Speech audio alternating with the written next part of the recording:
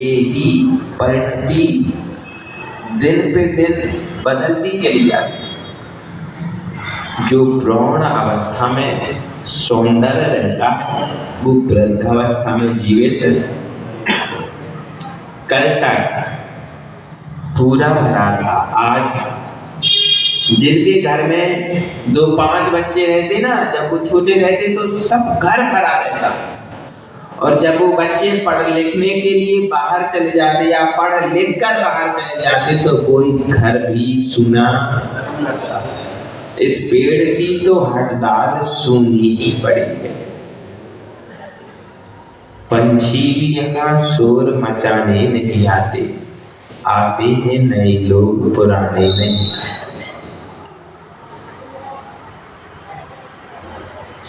लकड़ी के मकानों में चिरागों को न रखिए, लकड़ी के मकानों में चिरागों को न रखिए, पड़ोसी भी यहाँ आग बुझाने नहीं आते, आते हैं नए लोग पुराने।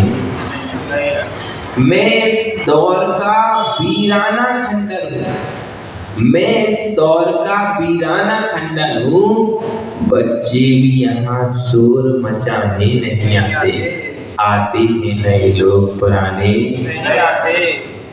जब इस चीज की कल्पना की जाती ना तब बड़ा भयावह लगता है कि जिस घर में कभी हल्ला रहता था, इस घर में कभी आनंद रहता था, आज उस घर में मियाँ बीवी के सिवाय तीसरा कोई। माँ कहती थी ये पानी किसने फैलाया, एक गिलास यहाँ किसने रखा। आज देखती है तो गिलास भी जहाँ का तहाँ है, पानी भी जहाँ का तहाँ है, ना गिलास उठाने वाला है ना पानी फैलाने वाला है। उस समय आनंद था कि आज आनंद है घर पे जाकर के सोचना। एक जीवन की उदासी उसमें और उसी में आकुलता, उसी में विकल्प। लगता है घबराहट से उसका कंठ भराया है, घबराहट से उसका कंठ का भरना समझते? हाँ बोलो तो। दुखी होना नहीं, दुखी होते तो कंठ नहीं भरता। जब आंखों में आंसू आ जाए तब कंठ अवरुद्ध हो जाता। दुखी तो सब लोग हैं, किसी ना किसी को कोई ना कोई दुख है, लेकिन कंठ नहीं भरा। कंठ जब भरता है जब वो दुख व्यक्त होने लगता है, और व्यक्त होने की अवस्था में कंठ भराता है। कौन सुनता है उसका रुदन, उस रुदन को अरण्य रुदन जो रहा। बहुत अच्छे। कौन सुनेगा उसका रोना, कौन सुनेगा? कोई नहीं सुनने वाला। क्यों? अरण्य रोदन जो रहा। कोई वन में रोवे, कोई नहीं सुनने। अरण्य यानी वन, कोई वन में खूब जोर से बचा लो रोवे, कोई सुनेगा? नहीं सुनेगा। बस आपका घर भी वन बन चुका है। कितने ही रो लो, कितने ही हंस लो, कोई ना आंसू पहुंचने वाला है, ना कोई मुस्कान पर पूछने वाला है। बराबर होती है ऐसी स्थिति की नहीं होती है। जिस पर मंडराता है मकरंद प्यासा भ्रमण दल, इस भीतरी गंध को भी सूंघा है अपनी नासा ने, अपनी आजीविका लोढ़ती देख। बहुत प्यारी बात लिखी।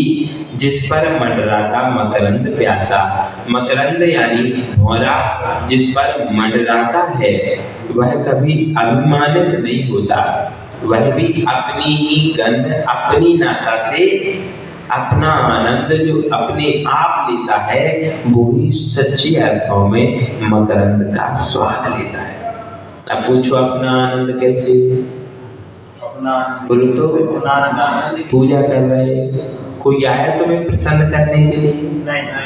फिर रो ना, क्यों नहीं रो रहे? रो ना। अभी से देखते भाई भगवान नहा रहे, तुम ताली बजाओ, तुम्हें क्या मिल रहा है? आनंद। अरे तो भगवान ने आनंद दिया क्या? करने वाला अभिषेक कर रहा, तुम्हें कोई मतलब भाई क्या कारण है?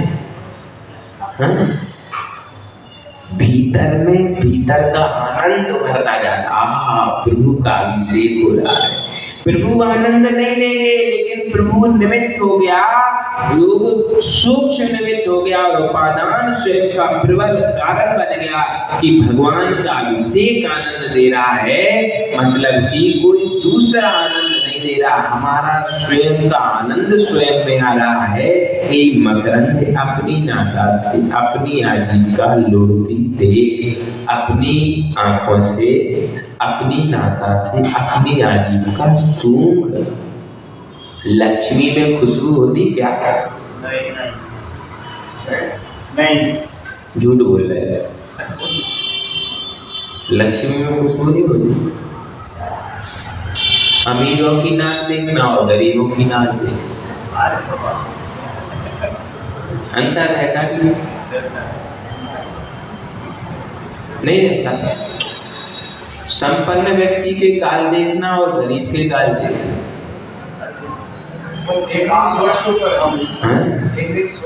कोई एक की सोच के ऊपर नहीं है। खाए पिए के गाल, नहाए के बाद चुगली करते हैं। कोई नहा के आए और बोले नहीं मैंने नहीं नहाया, बाल तो बोल दो कितने पहुंच लो तुम रगड़ के, उसमें तरावट बनी रहती है। और संपन्न व्यक्ति के गाल अलग फूले दिखते हैं। ना मानो तो देख लेना, गरीब के घर का बच्चा और अमीर के घर का बच्चा, और ना मानो तो एक माँ से जन्म दो बच्चों का देख लेना, एक की अलग जगह परवरिश हुई हो, एक की अलग जगह परवरिश, आपको अंतर समझ में आ जाएगा। जीवन भर है देखने के लिए, आजीविका लौटती बुला रहा है मालिक को और कह रहा है क्या सोचता है अपराधी और नहीं। हे उपचारक, ऊपर ऊपर केवल उपचार करता जा रहा है, अंधाधुंध क्या है? उपचार है, मात्र उपचार है। किसी को कोई रोग हो जाए तो पहले भीतर का उपचार करना पड़ता है, वैद्य पर विश्वास करना पड़ता है। ये है भीतर का उपचार। भाई हाँ, एक वैद्य जी ठीक है, इनकी दवाई खाएंगे तो हमारा रोग ठीक हो जाता है। भीतर का उपचार ना हो, बाहर की दवाई खाते जाओ तो रोग ठीक होने वाला नहीं है। बस इसी प्रकार से जो माली है वो भीतर में जड़ों को सींचता है तो ऊपर फूल आते हैं, और जो गुरुजन होते हैं वे भीतर में परिणामों को सींचते हैं तो विशुद्धि का पुष्प खिलता चला। ये है उपचार। भीतर झांकना भी अनिवार्य है। तू भूल रहा है इसके मूल में एक कीड़ा कर रहा है, सानंद मकरंद चूस रहा है, क्या अभी ज्ञात नहीं? हे बावला बागवान, कैसा बनेगा तू? भगवान बनना है, यदि परमात्मा बनना है तो भीतर झांकना अनिवार्य है। भोरा यदि भीतर न देखे तो मकरंद का स्वाद। एक बहुत प्यारी कहानी है, आपको सुना दें? जाना तो नहीं? पक्का और लेने समय एक गुरबीला था, सुनी होगी सब समझ, फिर भी हम सुनाए। और एक उसका मित्र था, उसने कहा चलो हम तुम्हें अच्छा मीठा मकरंद पिलाते हैं। बोला चलो, कितनी देर? बोले थोड़ी देर लगेगी। बोले मिलेगा पीने? नहीं मिलेगा। बोले मिलेगा पर। अरे बोले इसके क्या भरोसे, अपन अपना नाश्ता पहले से ले चले। तो उसने गोबर की एक डली बनाई, मुंह में रखी और चला गया। वहां पहुंचा तो फूल का स्वाद पिया उसने, फूल का रस। बोले कैसा लगा? बोले इससे तो हमारा गोबर अच्छा था। बोले फिर से पियो, मीठा है भाई, मुझे मीठा लगा, तुम्हें क्यों नहीं लगेगा? फिर से पिया, कोई बात नहीं। बोले पागल, इससे अच्छा तो गोबर था, इसमें कोई मिठास नहीं। फिर से पूछा भाई क्या बात? बोले इससे अच्छा गोबर था, हम पी नहीं तुम्हारा। तो उसने पूछा क्या तुम्हारे मुंह में गोबर रखा? वो तो बोले नाश्ता के लिए हम लाई थे। बोले उसको तो थूको। ऐसे ही पहले भीतर की कलुषता को थूकना पड़ेगा, अविश्वास को थूकना पड़ेगा, तब भीतर में झांक पाओगे। उसने गोबर थूक दिया और फूल दिया तो मीठा मीठा। यदि मुख में कड़वी नीम रख दे और रसगुल्ले खाओ तो स्वाद आने वाला नहीं है। अथवा ऐसा कि रसगुल्ले खाने के बाद बर्फी खाओ तो बर्फी मीठी लगने वाली। देखो, अधिक मीठा खाने के बाद भी कम मीठा मीठा और कड़वा खाने के बाद भी मीठा मीठा। इसलिए समता एक सी बनानी। इसके मूल में ही कीड़ा, उसके बीच में भीतर में एक कीड़ा कर रहा है। कीड़ा समझते? जीव, और कीड़ा यानी खेलना कर। सानंद है, मकरंद चूस रहा है कि अभी ज्ञात नहीं है उसे कि पुष्प बंद हो जाएगा और मैं मर जाऊंगा। हे बावला, हे मूर्ख बागवान, कैसा बनेगा? यदि बागवान बनना है तो फूल और पेड़ की, पौधे की स्थिति को समझना पड़ेगा, और माता पिता बनना है तो बच्चों के हृदय को पहले पढ़ना पड़ेगा। वो योग माता पिता हैं जो बच्चों के हृदय को बिना खोले पढ़ ले। यदि हृदय नहीं पढ़ पा रहे तो तुम पति पत्नी तो भले ही होगी, लेकिन माता पिता भगवान, यदि भगवान बनना है तो पहले भीतर में झांकना। आपका समय हो गया। रंभू संयम प्राण बताता गुरुवर श्री विभव सागर जी